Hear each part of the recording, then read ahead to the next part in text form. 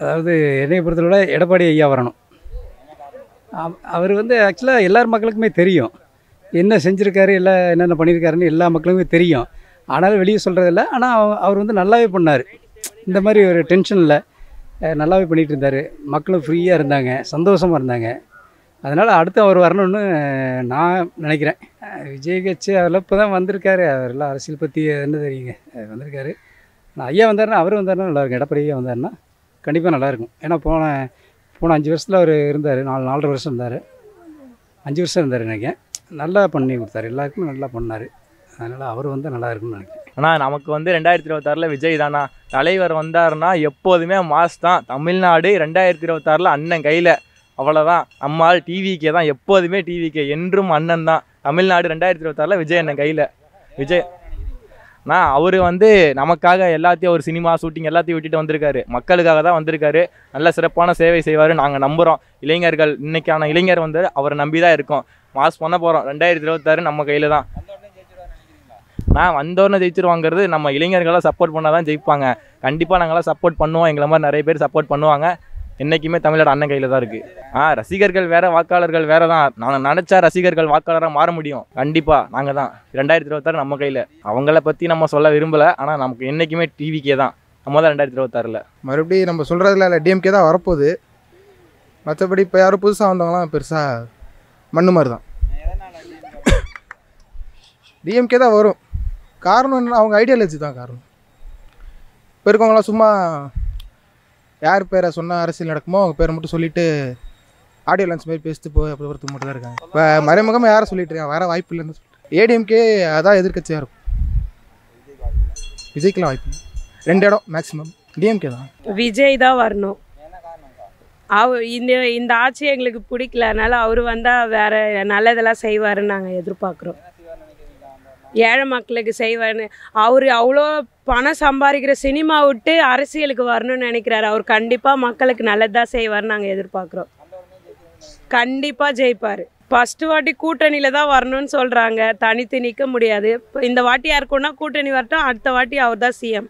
கண்டிப்பாக அவருக்கு தான் ஓட்டு போடுவாங்க. ரசிகர் மட்டும் இல்லை, தமிழ்நாடு மக்களே அவருக்கு தான் ஓட்டு போடுவாங்க. அவங்க இல்லை, விஜய் தான் வருவார். மறுபடியும் டிஎம்கே வந்தால் தான் நல்லா இருக்குங்க. ஏகப்பட்ட திட்டங்கள் செஞ்சிட்ருக்காங்க. அதுலேயும் மகளிருக்கு மிக அதிகப்படியான திட்டங்கள் செஞ்சிட்ருக்காங்க. மகளிர் உரிமை தொகை, விடியல் பயணம், கல்லூரிக்கு படிக்கக்கூடிய பெண்களுக்கு 1000, ஆண்களுக்கு 1000, அந்த மாதிரி நிறையா பண்ணிகிட்ருக்காங்க. இது வரைக்கும் செய்யாத விஷயங்கள் நம்முடைய தமிழ்நாட்டில் காலை உணவு திட்டத்தில் எல்லாருக்கும் பள்ளி செல்லக்கூடிய 1 முதல் 5வது வரை படிக்கக்கூடிய குழந்தைகளுக்கு காலை உணவு திட்டமும் வழங்குறாங்க. மீண்டும் திமுக வந்தால் நல்லா இருக்குங்க. இல்லை, அவர்கள் இருவரும் வரக்குண்டான வாய்ப்புகள் ரொம்ப கம்மி. வரக்குண்டான வாய்ப்புகள் இல்லை. விஜய் ஒரு பூத்தில் கூட லீடிங் வாங்குறக்கு உண்டான வாய்ப்புகள் இல்லைங்க. இருக்காங்க, 100க்கு ஒரு 5 பேர் வாக்களிப்பாங்க. ஒரு 5% வாக்குகள் அவரால் பெற முடியாது. அவர் மட்டும் இல்லை, யார் வந்தாலும் காணல் நீர் போகிற தொடர்ந்து வரதான். ஆனால் அது தொடர்ச்சியாக எடுக்கிறதுக்கு உண்டான வாய்ப்போ, வெற்றி பெறக்கு உண்டான வாய்ப்போ கண்டிப்பாக இருக்காதுங்க. இவருக்கு இன்னும் பாசிசம்னாவும் என்னென்னு தெரியாது, பாயாசம்னாவும் என்னென்னு தெரியாதுங்க. அவர் சினிமாவில் வந்து கேரவனில் ரெக்கார்டு பண்ணிட்டு வந்து இங்கே பேசிகிட்டு இருக்காரு. களத்தில் இறங்கி ஒவ்வொரு பூத்துக்கும் ஒரு பிஎல்ஏ, பிஎல்சி எல்லாம் போட்டு பார்த்து ஒரு கட்சி நிர்வகிக்கும் போது தான் நிர்வாகம் என்னென்னு தெரியும். வெளியிருந்து பேசும்போது என்ன வேணாலும் பேசலாம். அந்த மாதிரி அவர் இன்னும் ஒரு சினிமா நடிகனாகவே பேசிகிட்டு இருக்காருங்க. 2026 100க்கு 200% திமுகவுக்கு தான் வாய்ப்பு இருக்குது. 200 தொகுதிகளுக்கு மேலே கண்டிப்பாக வெல்லுவாங்க. இளைய தளபதி விஜய் வந்தால் நல்லாயிருக்கும். பணத்துக்கு ஆசைப்படாமல் பல கோடியை ஒதுக்கி விட்டுட்டு மக்களுக்கு நல்லது பண்ணணும்னு வராரு. அந்த மாதிரி ஒரு ஆளுக்கு வந்து வாய்ப்பு கொடுத்தா பெட்டராக இருக்கும். எப்போவுமே டிஎம்கே, ஏடிஎம்கே மாறி மாறி ஆட்சி பண்ணுறாங்க. விஜய் வந்தால் இன்னும் கொஞ்சம் பெட்டராக இருக்கும்னு தோணுது. 234 டவுட்டு தான். பட் ஒரு பெரிய டிஃப்ரென்ஸில் பாதி தொகுதி வந்து கைப்பற்றுவார்னு நினைக்கிறேன். இல்லை, அப்படிலாம் கிடையாது. ஒரு மக்களுக்கு நல்லது பண்ணணுன்ற எண்ணத்தில் தான் வராரு. அது கிளியராக தெரியுது. நிறைய அதாவது பெரிய பெரிய லெஜெண்ட்லாம் வந்து ஆண்டுருக்காங்க. இந்த மாதிரி ஒரு பொலிட்டிஷியன் களத்தில் இவர் வந்து வராருன்னா இதை கொள்ளடிக்கிறதுக்கோ இல்லை 2000 கோடி எடுக்கணும்னு சொல்கிறாங்களே, அதெல்லாம் தப்பு. அதெல்லாம் அவர் மக்களுக்கு நல்லது பண்ண தான் வரான்றது கிளியராக தெரியுது. அவர் வந்ததுக்கப்புறம் தெரியும் அவர் நல்லது பண்ண வந்தாரா இல்லை வேறு எந்த எண்ணத்தில் வந்தாரான்றது தெரியும். பட் 100% நல்லது பண்ண தான் வரார். ரசிகர்கள் வேறு, வாக்காளர்கள், ரசிகர் அவருடைய ரசிகர்கள் எல்லாமே பார்த்தீங்கன்னா இப்போ நானே அவர் ரசிகர் தான். இதுக்கு முன்னாடி ரஜினிகாந்த், இப்போயும் ரஜினி பிடிக்கும். பட் மக்களுக்கு நல்லது பண்ண விஜய்க்கும் எனக்கு ரொம்ப பிடிக்கும் அவரை. பட் என்னுடைய ஓட்டு அவருக்கு தான். இளைஞர்கள் நிறைய பேர் வந்து எல்லாமே 18 ஏஜுக்கு மேலே தான் இருக்காங்க. அவங்களுக்கு ஓட்டு உரிமை உண்டு. மெஜாரிட்டி பார்த்தீங்கன்னா விஜய் நிறைய பேருக்கு பிடிக்கும். அவங்க எல்லாரும் விஜய்க்கு ஓட்டு போகிறவங்க நம்புறேன். கண்டிப்பாக 99% வாய்ப்பு இருக்குது. ஆனால் திமுக அரசு வந்துன்னா நல்லா இருக்குன்னு சொல்லி ஒரு அபிப்பிராயம். என்ன காரணம் கேட்டிங்கன்னா, இன்றைக்கி சூழ்நிலை பார்த்திங்க, இலவச பேர் வந்து மாதம் 1000 ரூபா திட்டம், இனி பல்வேறு திட்டங்கள் இருக்குது. அதாவது எண்ணற்ற திட்டங்கள் கொடுத்துருக்காரு நம்ம தலைவர், தன்மான தலைவர் தளபதி அவர்கள். மீண்டும் அவர் வந்தாங்கன்னா இன்னுமே நல்லா இருக்குங்கிற ஒரு இது. மற்றவங்களாம் வந்தாங்கன்னா எனக்கு அந்தளவுக்கு இது நிலையானது ஒரு அவங்ககிட்ட இல்லைங்க. மக்கள் இதுகிட்ட செல்வாக்கு இல்லை. தளபதியாருக்கு மட்டும்தான் 200 சொல்லிக்கிறார். அதுக்கு மேலே தான் அவருக்கு வாய்ப்பு இருக்குது எங்களுடைய கருத்துங்க. கிட்டத்தட்ட ஒரு 225 சீட்டு குறைவில்லாம் வருங்க. இந்த மெரினா பீச்சில் நான் சொல்கிறேன், நீங்கள் பதிவு பண்ணிக்கோங்க. இதையே ஏடிஎம்கே சுத்தமாக வாய்ப்பு இல்லைங்கண்ணா. ஆனால் அவங்களுக்குள்ள ஒற்றுமை இல்லை, செதந்து கிடக்கிறாங்க. ஒரு தேங்காய் உடச்சா எப்படி இருக்குது அந்த மாதிரி செதறி கிடக்கிறாங்க. அதனால் அவங்களுக்குள்ள வாய்ப்பு இல்லைங்க. விஜய்ங்கிறது சும்மா அவர் பேச்சளவுக்கு தாங்க. ஒரு பெருசாக இன்றைக்கி பிஎல்ஏ பூத்து கமிட்டியாக ஒரு வச்சு அந்தளவுக்கு அந்தளவுக்கு ஒரு பஞ்சாயத்துலையோ ஒரு கார்பரேஷன்லையோ அந்தளவுக்கு ஆள் ஸ்ட்ரென்த் இல்லை. சும்மா பசங்க இருக்காங்கிறக்கோசம் பண்ண முடியாதுங்க. இன்னொரு ஒரு டைம் இருக்குது, அது வாய்ப்பு இல்லை. சினிமாவில் வேணால் ஒரு வாய்ப்பு இருக்குது, இதுக்கு வாய்ப்பு ரொம்ப கம்மிங்க. அந்தளவுக்கு தான் இருக்குங்க. திமுகவுக்கு தானே அதிகமாக வாய்ப்பு இருக்குங்கண்ணா.